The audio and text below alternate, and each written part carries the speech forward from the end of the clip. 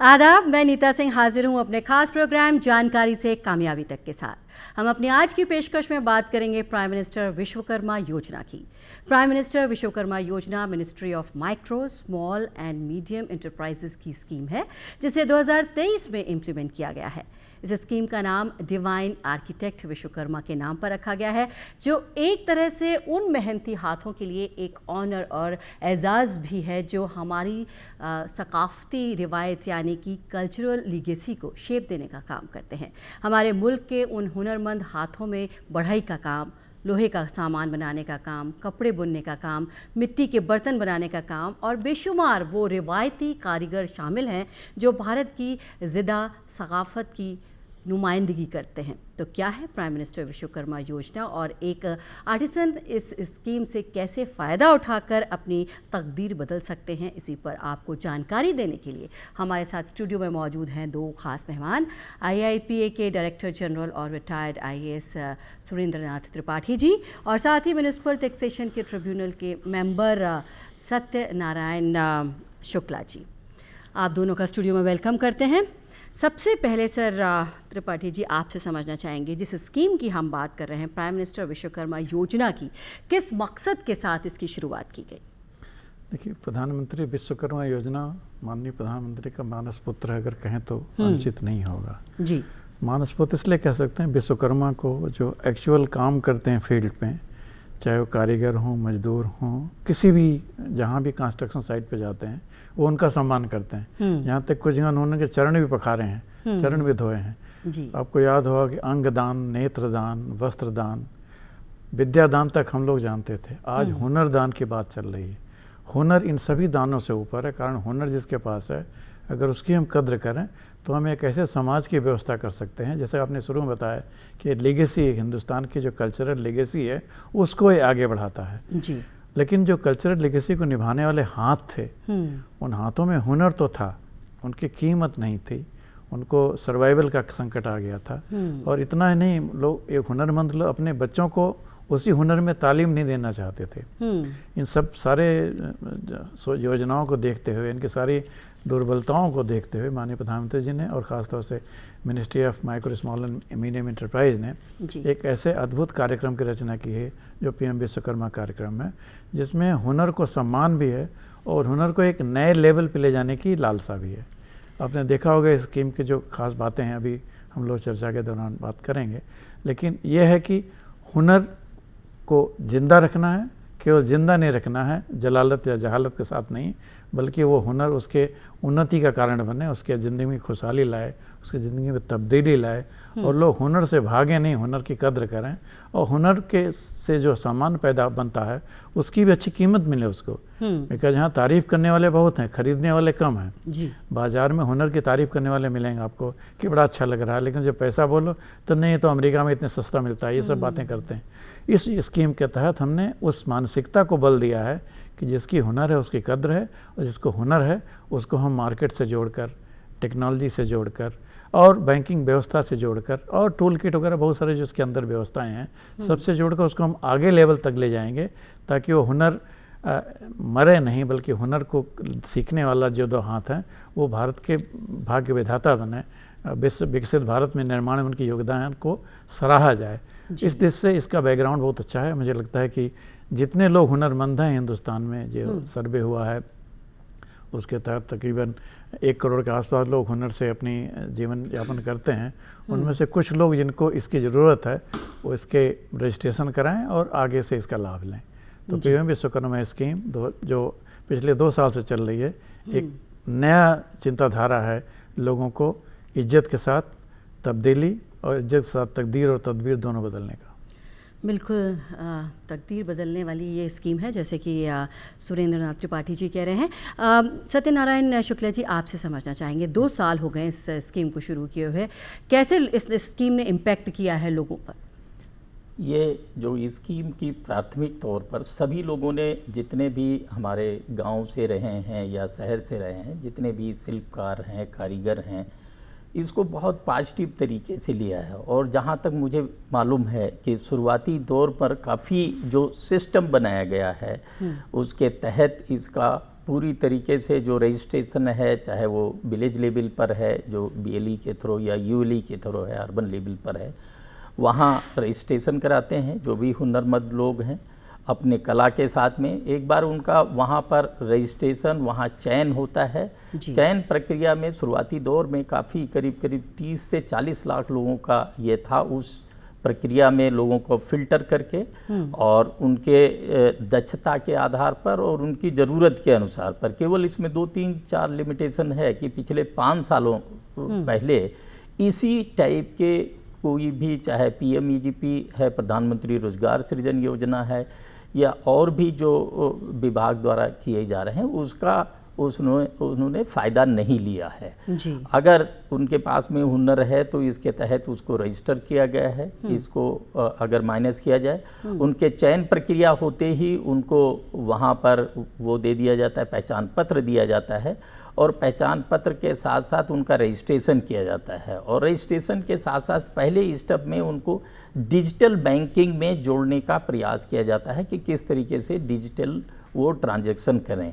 तो इसमें जो विशेष करके जो लोगों को अट्रैक्शन, जो 6 टाइप के करीब फ़ायदे हैं, जिसको रजिस्ट्रेशन और पहचान पत्र जैसे मिलता है, तो इसके बाद उनको ट्रेनिंग दी जाती है। जो स्किल के तहत उनकी स्किल, जो भी स्किल है उसमें उनको और 6 दिन की या ज़रूरत अनुसार ट्रेनिंग दे करके उनकी दक्षता बढ़ाई जाती है।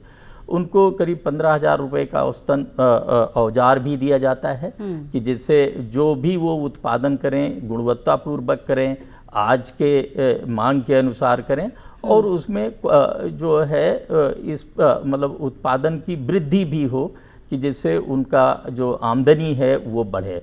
और तीसरा जो उसका जो रहता है कि उसको डिजिटल ट्रांजैक्शन में प्रेरित करते हैं। और सबसे बड़ा कोशिश किया गया है, जो माननीय प्रधानमंत्री जी ने इसके तहत दिया है, कि इसको किस तरीके से प्लेटफॉर्म जो मार्केट हब पर लाया जाए और किस तरीके से उनके उत्पादित किए हुए वस्तुओं को ग्लोबल लेवल पर लिया जाए। तो जिसमें माननीय प्रधानमंत्री जी का जो इसमें है कि जिसमें हम इनके सामाजिक उन्नयन, आर्थिक उन्नयन, सांस्कृतिक उन्नयन के साथ साथ ग्लोबल वैश्वीकरण से कैसे जोड़ा जाए कि जिनकी आमदनी एक एक्सेप्टेबल लेवल तक बढ़े। जैसे बताया त्रिपाठी जी ने कि जो भी हैं लोग तारीफ करने वाले हैं, लेकिन इसका वैल्यू देने वाले भी चाहिए, तभी एक हुनरमंद आदमी, एक आर्टिस्ट अपने कलाओं को जीवित रख सकता है।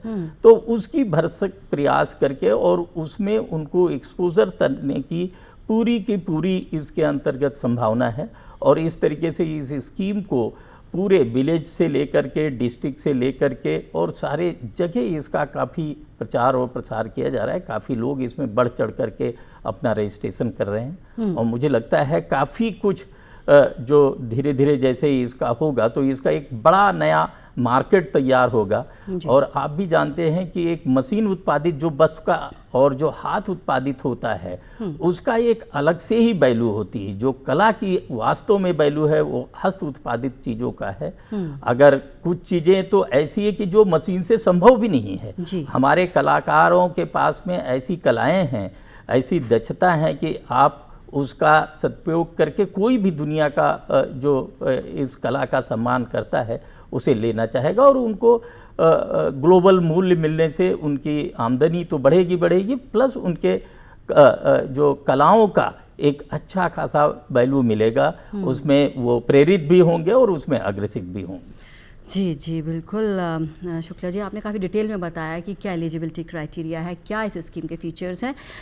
सुरेंद्रनाथ त्रिपाठी जी, आपसे समझना चाहेंगे कि जिस मकसद के साथ इसे शुरू किया गया वो तो आपने बताया, लेकिन क्या ज़रूरत थी इसकी? अगर इस स्कीम से पहले और अब में किस तरह के बदलाव दिखाई दे रहे हैं?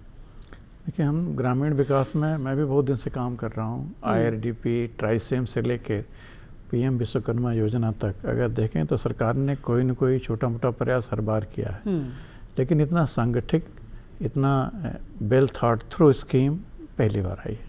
कारण पहले ये था कि 10 लोगों को, 20 लोगों को एक ब्लॉक में खोजो, उनको कुछ सहायता करो, कुछ करे तो अच्छा है, न करें तो उनके तकदीर पर छोड़ दो। इसमें एक सैचुरेशन मॉडल पे काम किया जा रहा है कि जितने भी हिंदुस्तान के हुनरमंद हैं सबकी लिस्टिंग हो वेबसाइट पर जी। कोई टारगेट नहीं, जितने लोग चाहें सब लिस्ट कर सकते हैं। उनकी जांच हो फील्ड स्तर पर, ताकि उसमें जो गलत या बिचौलिया न शामिल हों, ताकि उनको वीड आउट किया जा सके, रॉन्ग बेनिफिशियरी हटाए जा सकें।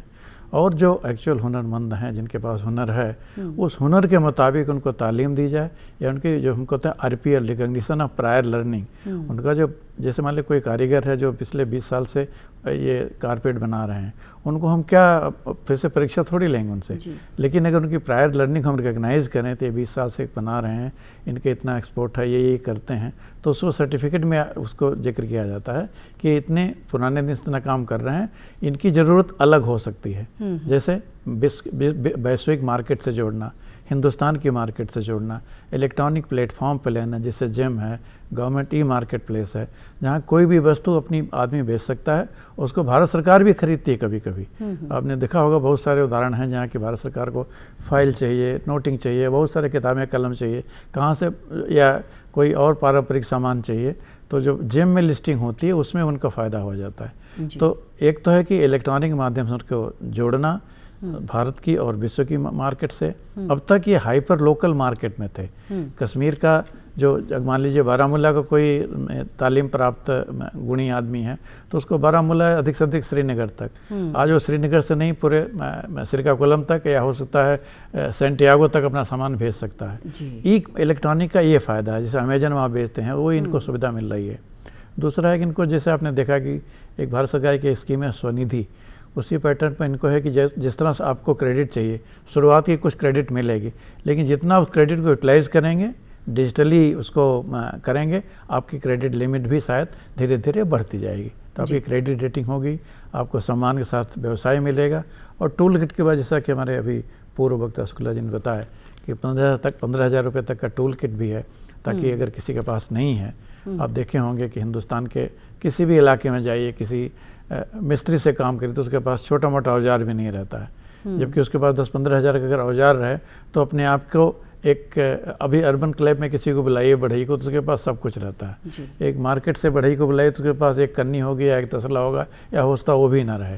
अगर उसके पास हुनर है, उसके पास औजार है, तो अपने आप को मार्केट में वो अपनी रोजी रोटी कमा सकता है, अपने परिवार का भरण पोषण भी कर सकता है। इन दोनों चीज़ों को, ताकि हुनर को भी कदर मिले, उसका जो पूरा जो इतिहास है या जो उसका एक्सपीरियंस है उसको भी रिकग्नाइज़ किया जाए, उसको ID देकर, सर्टिफिकेट देकर, और सबकी व्यवस्था पोर्टल के माध्यम से हो, ताकि वो इसमें बिचौलिया, इसमें किसी का हक न मारे। जहाँ जितने हो, जिस जिले में जितने हों, उसको राज्य सरकारों ने बहुत वरीयता दी है। मैं जानता हूँ उड़ीसा में मैं गया था, अभी वहाँ मैं लोगों से बात कर रहा था कि बहुत अच्छी स्कीम है, लोगों का फीडबैक भी अच्छा है, और भी जगहों से फीडबैक अच्छे आ रहे हैं। MSME मंत्रालय उसको बड़े शिद्दत से लागू कर रहा है।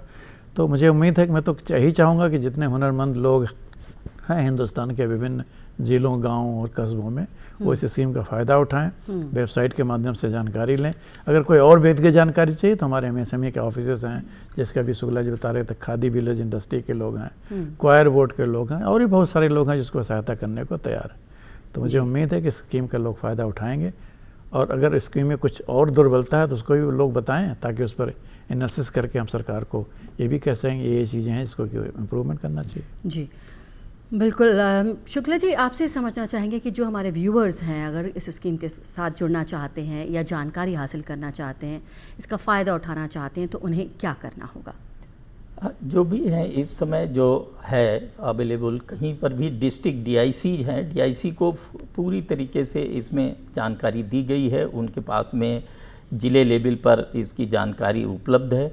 वो डाउन द बिलो वहाँ तक के ब्लॉक लेवल पर भी जो ग्राम उद्योग विकास अधिकारी हैं, उनको भी ये जानकारी में दिया गया है। वो भी इस स्कीम MSME के थ्रू पार्टिसिपेट कर रहे हैं। तो हमारे जो भी उद्यमी हैं, इसमें जुड़ना चाहते हैं, या जो भी हमारे शिल्पकार हैं, मूर्तिकार हैं, या जो भी दस्तकार हैं, इसमें जुड़ना चाहते हैं, इसका फ़ायदा ले सकते हैं।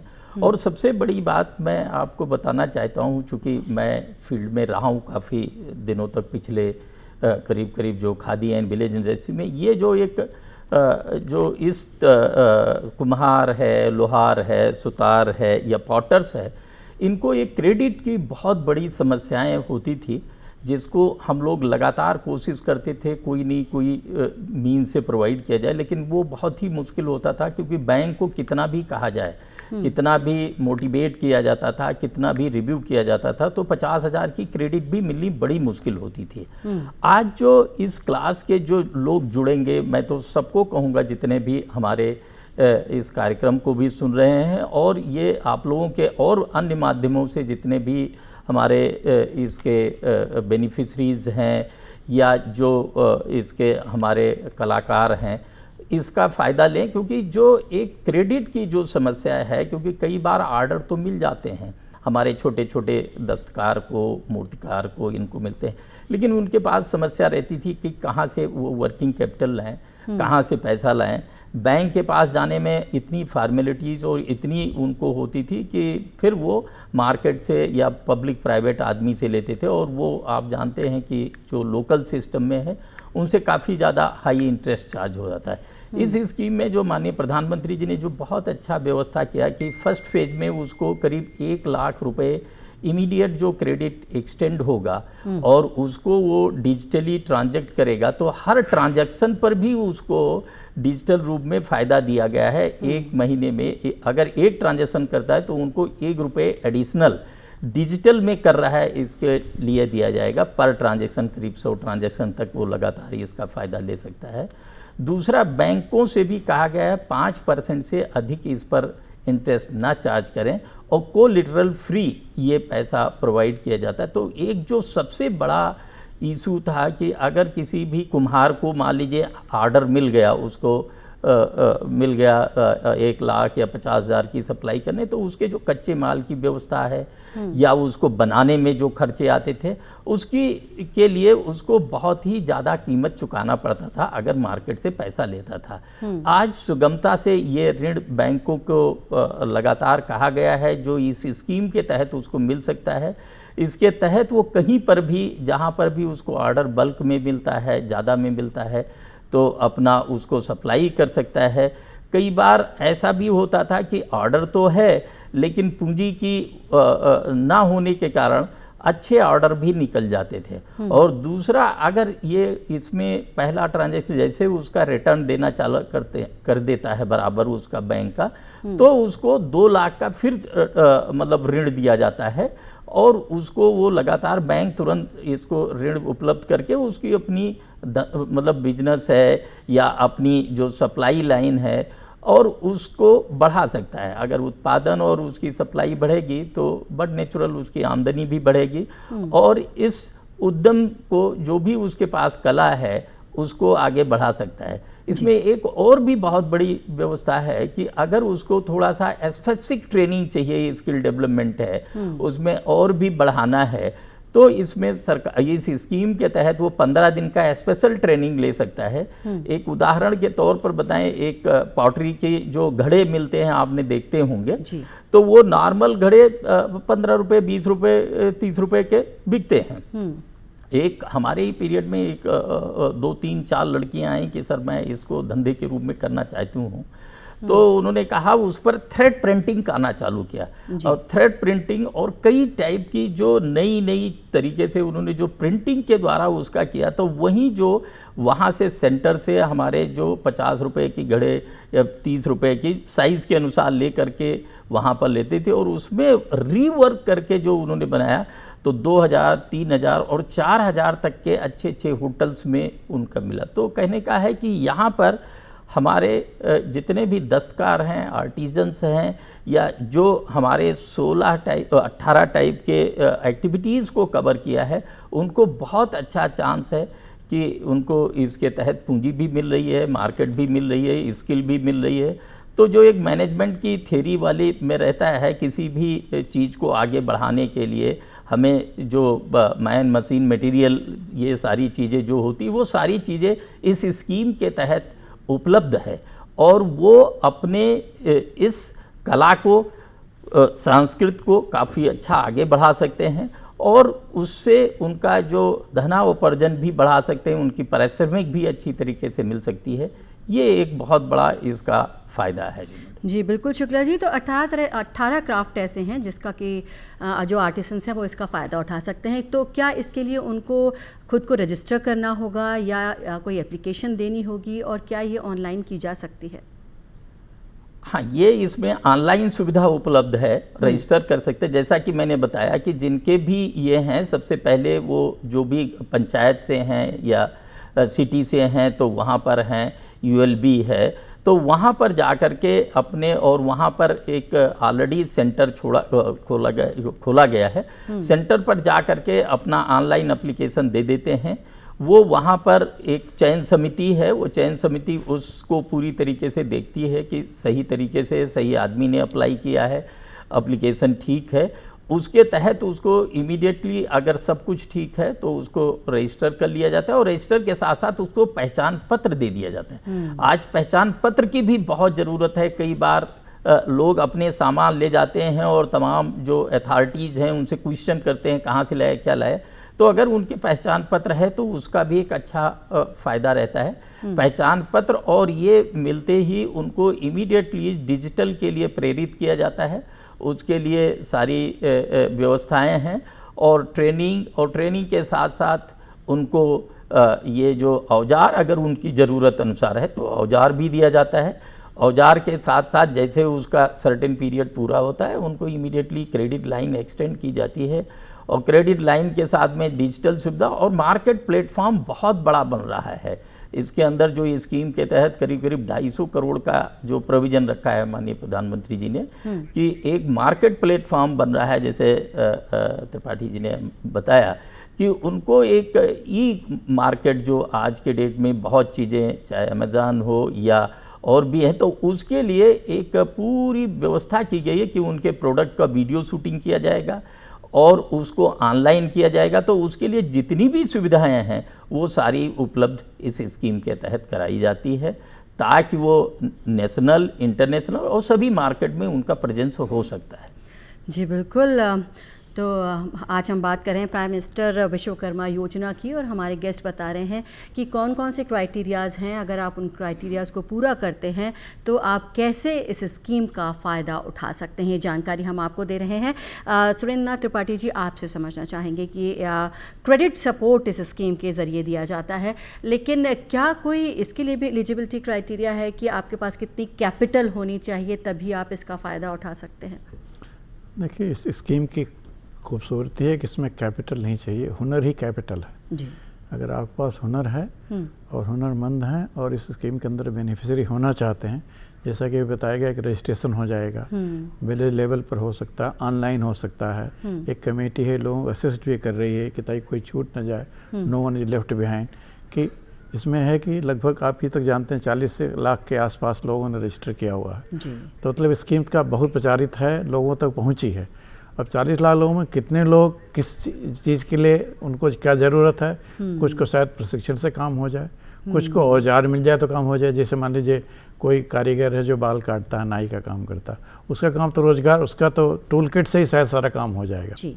लेकिन जिसको और क्रेडिट चाहिए, 3 लाख रुपए तक की क्रेडिट है, 15,000 रुपये तक के ये जो टूल किट्स हैं, जो औजार वगैरह हैं, अगर वो ट्रेनिंग करता है उसमें उसको स्टाइपेंड में मिलता है 500 रुपये या कुछ इस तरह की व्यवस्थाएं हैं। और अगर हायर लेवल पे अपग्रेड करना चाहता है, यूँ तो यूट्यूब के माध्यम से डिजिटल लर्निंग प्लेटफॉर्म पर भी इसके लिए प्रशिक्षण उपलब्ध है।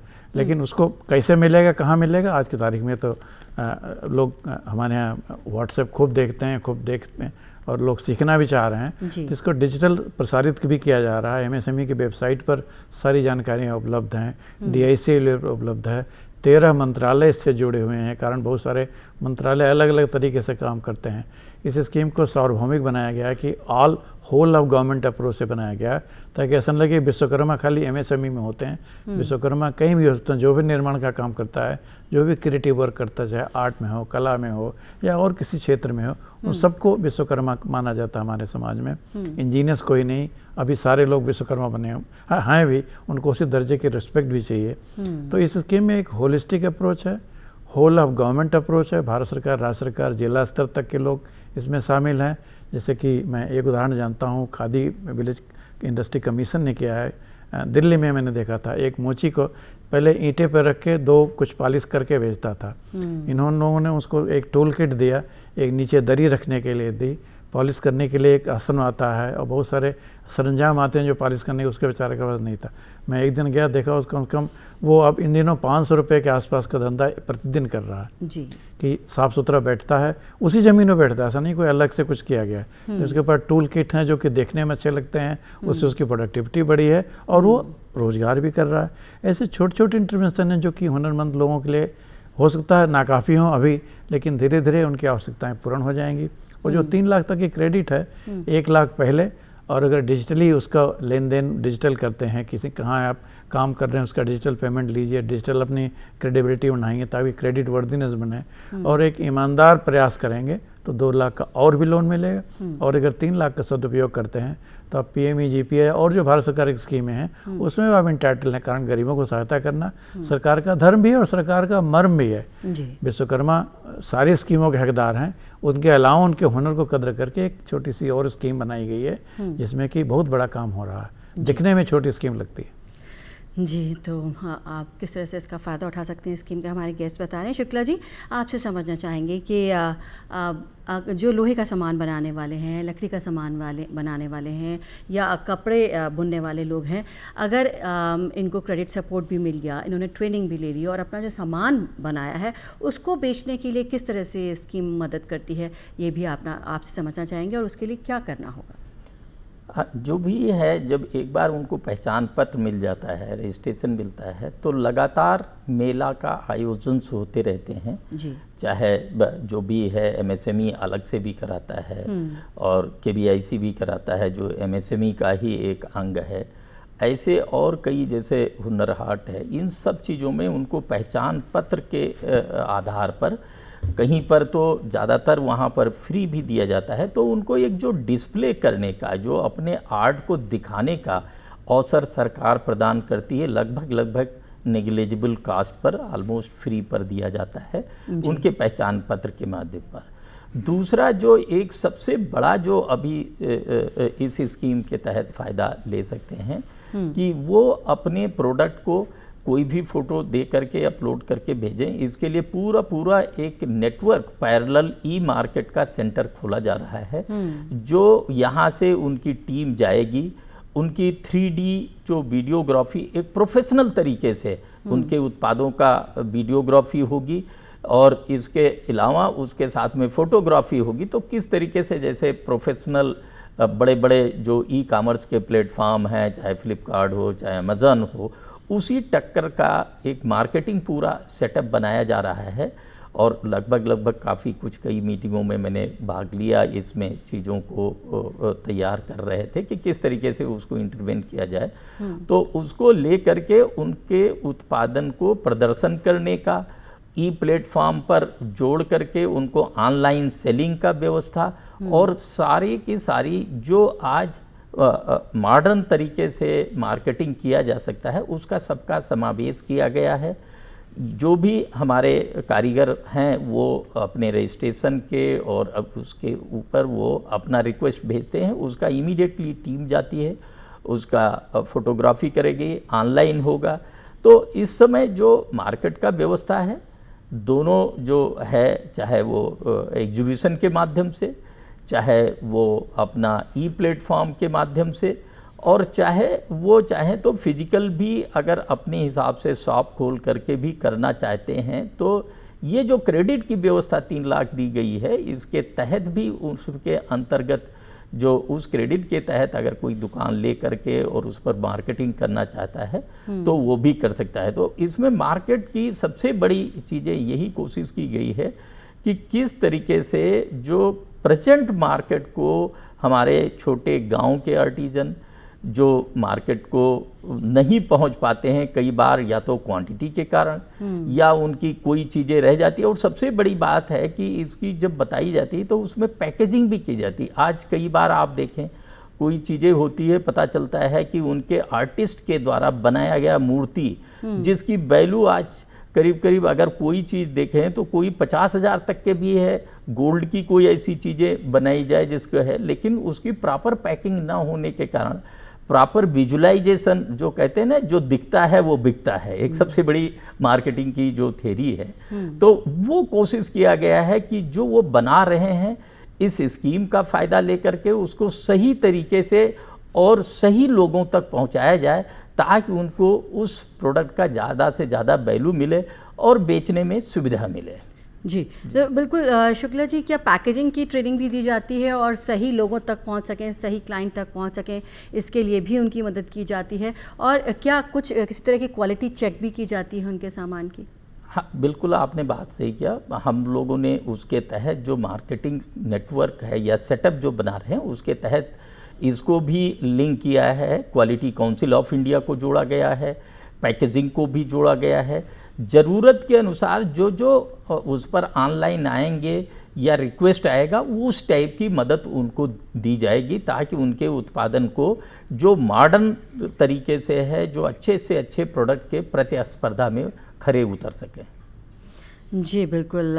सुरेंद्र त्रिपाठी जी, आपसे समझना चाहेंगे, अगर हम इंडिया की बात करें तो इंडिया के हर स्टेट की अगर बात करें तो कुछ नया क्राफ्ट है और बहुत सारे आर्टिसंस गांव तक बैठे हुए हैं, तो उन सबको इस स्कीम का फ़ायदा मिल सके, किस तरह के चैलेंजेस इस सब में आ रहे हैं? देखिए, आर्टिजन हर सेक्टर में है, चाहे वो टेक्सटाइल सेक्टर है या वुड सेक्टर है, स्टोन सेक्टर है, या जितने भी अलग अलग हुनर हैं जिस एरिया में हैं, इनको सबके लिए जो ऑर्गेनाइज सेक्टर हैं उनके लिए व्यवस्थाएं हैं।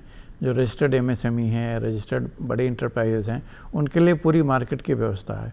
ये जो छोटे लघु उद्यमी हैं या जो केवल हुनर रखते हैं, उनकी अपनी दुकान नहीं हो सकता, उनकी ब्रांड नहीं है, उनकी कंपनी नहीं है, ऐसे लोगों को इसमें शामिल किया जा रहा है। जैसे आपने बताया कि उनके उत्पादों की पहली बात है कि उनके उत्पाद लोकल एरिया में ही बिकते हैं, लोकल एरिया में चलते हैं। जैसे आप बढ़ई का काम, ये मान लीजिए नाई का काम है या बार्बर का काम है, इसमें तो लोकल ही होगा, सारे कंज्यूमर भी लोकल हैं और सर्विस प्रोवाइडर भी लोकल होगा। लेकिन जहाँ जिसका प्रोडक्ट है, जैसे मान लीजिए पॉटर है, वो कुछ गमले बना रहा है या पॉटरी का काम कर रहा है, उसका मार्केट में लोकल मार्केट हो सकता है, पूरा कंजम्पशन ना हो, उसको बाहर जाने की ज़रूरत हो, तो उसके लिए मेला के माध्यम से, चाहे DIC के स्तर पर, राज्य स्तर पर, या खादी विलेज इंडस्ट्री या क्वायर बोर्ड या और भी विभिन्न प्रकार के जो मेले लगते हैं सरकार के, रूरल डेवलपमेंट मिनिस्ट्री के लगाते हैं, सारस मेले लगते हैं, दिल्ली में लगता है और पूरे संसार में लगता है ना, कि बाहर भी लगते हैं हमारे मेले, तो उनमें भी अपना प्रोडक्ट को शोकेस कर सकते हैं। और रही बात है कि इनको प्राथमिकता बोलते हैं नहीं, सब माननीय प्रधानमंत्री बोलते हैं वंचितों को वरीयता। ये सेक्टर ऐसा था जिनका कोई नहीं था, कि ये हुनर इनके साथ ही लगता है सीमित हो जाएगा, हो सकता है समाप्त भी हो जाए। PM विश्वकर्मा के माध्यम से इस हुनर को हम कद्र कर रहे हैं, एक दूसरा उस कद्र को बाजारोन्मुखी कर रहे हैं, ताकि बाजार में उस कद्र की कीमत मिल सके, और जो उसको उत्पादक बने, चाहे वो छोटे हों चाहे बड़े हों, चाहे छोटे हुनर का हो चाहे बड़े हुनर का हो, उसको पैकेजिंग करके, जैसा बताया नहीं कि 3D इमेज बना के उसको ब्रांडिंग किया जा सके, उस प्रोडक्ट को सेल किया जा सके। और ये जो हुनर वाले प्रोडक्ट हैं, जो जहाँ where you need skill to improve, उनकी कोई कीमत नहीं होती, हो सकता है मार्केट उसको ज़्यादा भी कीमत दे दे।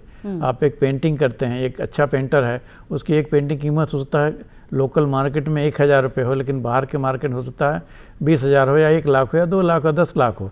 तो अगर जब बाहर मार्केट एक्सपोज होता है तो उसकी कीमत भी अच्छी मिलती है और उसको सम्मान भी मिलता है। मैं कहते हैं हुनर, इसमें डिग्निटी का भी है, hand that build the soul of India, उनको डिग्निटी भी चाहिए। और ये विश्वकर्मा स्कीम जो है उसमें डिग्निटी के साथ हुनरमंदों को रिस्पेक्ट दिया जाता है, और उनको डिग्निटी का लाइफ, जो बोलते नहीं, सम्मान के साथ ज़िंदगी जीने का जो एक नया हक मिला है, नए हुकूक मिले हैं, इसका मैं तो सबसे बेनिफिशरी से रिक्वेस्ट करूँगा, इसका फ़ायदा लें, अपने आप को रजिस्टर कराएं।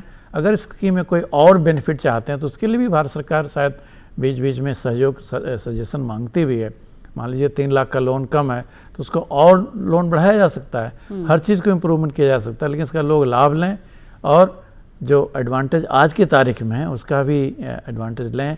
कारण अमेजॉन या फ्लिपकार्ट या ONDC या जो गवर्नमेंट मार्केट प्लेसेस के अलावा भी लोग आज की तरह डायरेक्ट सेलिंग कर रहे हैं। लोग, आप जानते हैं कि डायरेक्ट सेलिंग से भी लोग अपने वेबसाइट से लोग एड्रेस ले रहे हैं, अपना ऐप लगा रहे हैं, अपनी चीज़ें बेच रहे हैं।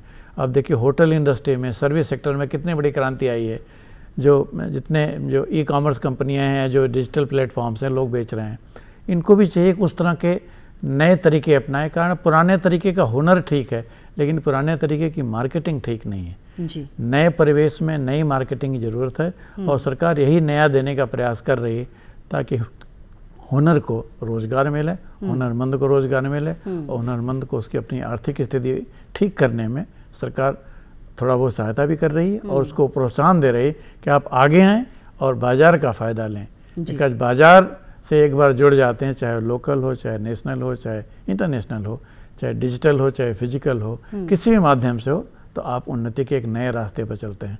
हम चाहते हैं कि समाज में सरकार चाहती है कि लोग एंटरप्रेन्योर बने, लोग हुनर खाली इसलिए नहीं बैठे हैं हमारे पास हुनर है, कोई खरीदार नहीं है। आज हम मार्केट से जोड़ के खरीदार हम विकसित कर रहे हैं। हो सकता है आपके लोकल एरिया में उधर उसकी डिमांड कम हो, कहीं बाहर डिमांड ज़्यादा हो, आप वहाँ जाकर अपनी सेवाएं प्रदान कर अपने प्रोडक्ट को बेचें। तो इस तरह से होल वर्ल्ड इज फ्लैटनिंग, इनके लिए उसका फ़ायदा मिलना चाहिए।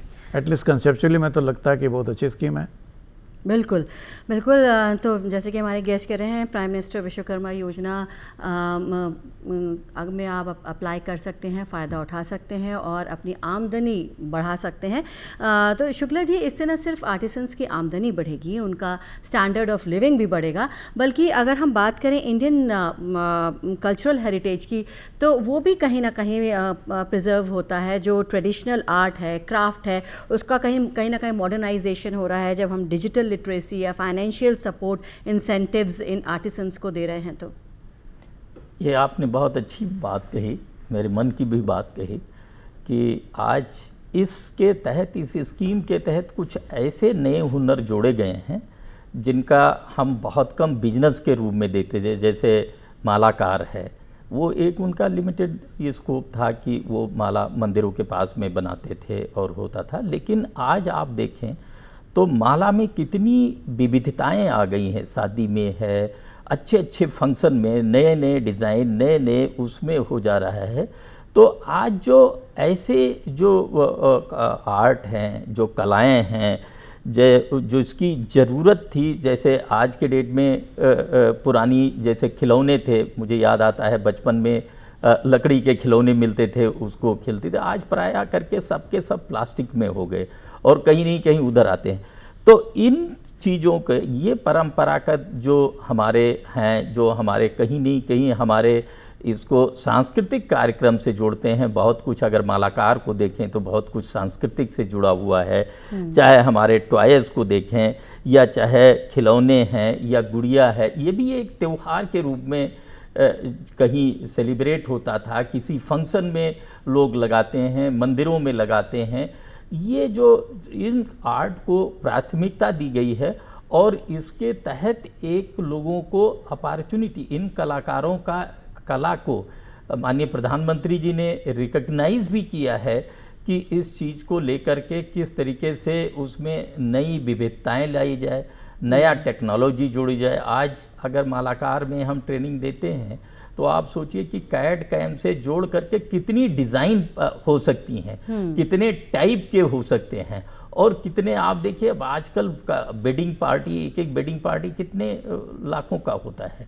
तो वहाँ पर माला का भी अगर जो डिफरेंट डिज़ाइन है, उसको आप होटल्स में देखिए, कोई जो सेलिब्रेशन होते हैं, डिफरेंट वैरायटी, डिफरेंट डिज़ाइन के, ये सारी चीज़ों की जो एक नई तरीके से जो नया एक फैशन आ रहा है उसके साथ में जोड़ा जा सकता है। छोटी छोटी चीज़ें, टॉयज़ है आज के डेट में, जो एक कहीं नहीं कहीं हेल्थ टेक्निक में कुछ टॉयज़ को यूज करते हैं, कुछ कहीं एक्यूप्रेशर में जाते हैं। तो वो बेसिकली जो पुराने लकड़ी की चीज़ें हैं उनको किस तरीके से नवीनीकरण किया जा सकता है, किस तरीके से उसको नए जो आधुनिक तौर से जोड़ा जा सकता है।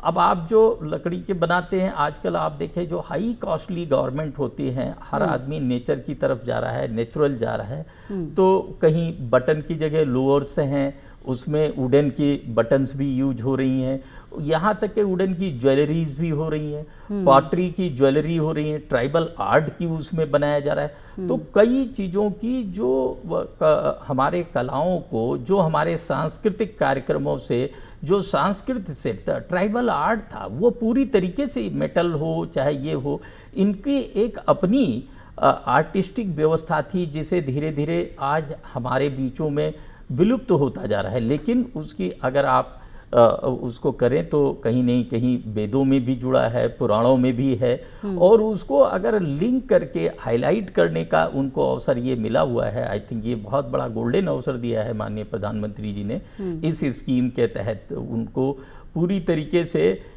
अपने कला को विश्व स्तर पर ले जाने का।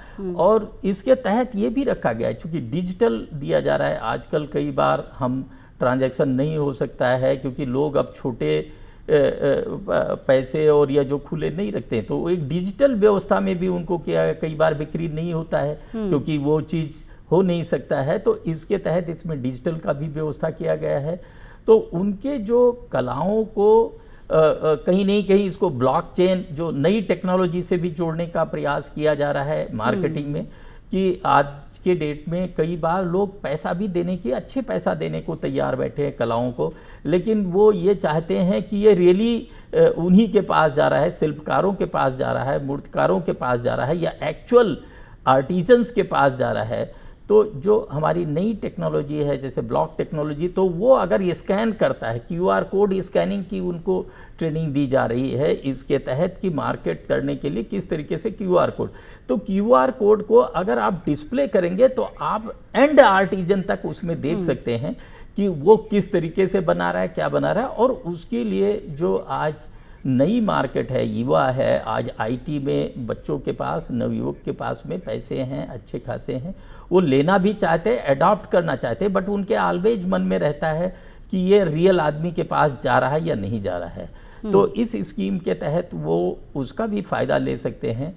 अपने जो ट्रेडिशनल आर्ट है, जो ट्रेडिशनल तरीके से उसको किस तरीके से मॉडर्नाइज किया जा सकता है, ट्रेनिंग ले करके उनके अपनी स्किल में थोड़ा बढ़ा करके थोड़े बहुत चेंजेस दे करके, तो चाहे ट्राइबल आर्ट हो, चाहे उसके तहत मालाकार हों, चाहे उसके साथ में जो हमारे खिलौने हैं, टॉयज़ हैं, या जो आज के डेट में जैसे हमारे जूते, पहले ऐसा होता था मोची बना करके खाली टाइम में जूते भी बना लेता था और लोग खरीद भी लेते थे उसका बनाया हुआ। अब धीरे धीरे वो मार्केट कम हो गई, अब लोग डायरेक्ट नहीं खरीदते। तो अब अगर वो उद्यमी बन जाता है, इस स्कीम के तहत वो उद्यमी बन जाता है, तो आज सारी कंपनियां कहीं नहीं कहीं आउटसोर्स करती हैं। तो वो अपनी गुणवत्ता लेकर के, इस चीज़ को लेकर के क्रेडिट के बेसिस पर वो वहाँ पर उसके सप्लाई भी कर सकता है। जी बिल्कुल। तो ये जो कला को एक रिवाइवल करने का, जो हमारी सांस्कृतिक से, आप देखिए कि अगर जूते में ही जाएं तो जूते हमारे कलाओं के, चाहे मोजरी हो, शादी के लिए अलग से जूते बनते हैं। बिल्कुल और बिल्कुल शुक्ला जी, जो ट्रेडिशनल क्राफ्ट था उसको कैसे रिवाइव करने की कोशिश है ये स्कीम आपने बताया। सुरेंद्र त्रिपाठी जी, आपसे एक छोटा सा मैसेज चाहेंगे जो भी PM विश्वकर्मा स्कीम का फ़ायदा उठाना चाहते हैं ऐसे आर्टिसंस के लिए। सारे कुशली कारीगर, जितने लोग हुनरमंद हैं, सबसे यही एक ही रिक्वेस्ट है कि PM विश्वकर्मा योजना का लाभ उठाएं, विरासत के साथ विकास भी हो और हुनर को कद्र मिले और हुनर को सम्मान मिले। और जो हुनर आज एक ऐसी अवस्था में पहुंच गया था, उसका कोई मालिक नहीं, उसका कोई दाता नहीं है, आज सरकार ने उसको फिर से प्रतिस्थापित किया है। तो मेरा यही कहना है कि इस स्कीम का फ़ायदा उठाएं और अगर कुछ त्रुटियां हैं तो स्कीम के बारे में सजेशन भी दें ताकि भारत सरकार उनमें उचित परिवर्तन भी कर सके ताकि आप उससे ज़्यादा से ज़्यादा लाभकारी हो सकें। जी बिल्कुल। और हम DD उर्दू को भी हम प्रशंसा करना चाहेंगे। भारत सरकार की इन स्कीमों के बारे में आप सतत प्रयास करते रहते हैं। मैं कई बार आपसे जुड़ा भी हुआ हूँ। ये अच्छी बात है कि आप भारत सरकार की स्कीमों को अच्छे शब्दों में लोगों के पास पहुँचाने का प्रयास करते हैं। आप प्रशंसनीय हैं। Thank you. सत्यनारायण शुक्ला जी, साथ ही सुरेंद्र नाथ त्रिपाठी जी, आप दोनों ने वक्त निकाला, स्टूडियो में आए और इतनी अहम जानकारी हमें दी, उसका आप दोनों का बहुत बहुत शुक्रिया। Thank you. शुक्रिया। तो हमारे दोनों गेस्ट मौजूद थे और हम बात कर रहे थे आज प्राइम मिनिस्टर विश्वकर्मा योजना की, जिसमें कि हमारे गेस्ट ने बताया कि जो ट्रेडिशनल क्राफ्ट हैं, जो आर्टिसंस हैं, जो दूर दराज के गांव में बैठे हुए हैं, उनके हुनर को, उनके आर्ट को, उनके क्राफ्ट को रिवाइव करने की एक कोशिश है ये स्कीम। उम्मीद करते हैं जो जानकारी हमने दी है आप उसका फ़ायदा ज़रूर उठाएंगे। इसी के साथ हमारी आज की पेशकश में फ़िलहाल इतना ही। हमारा प्रोग्राम आपको कैसा लगा आप भी अपनी राय दे सकते हैं। इसके लिए हमारा email ID है hopdurdu@gmail.com। इसी के साथ हमारी पूरी टीम को दीजिए इजाज़त। आदाब। Okay sir, thank you.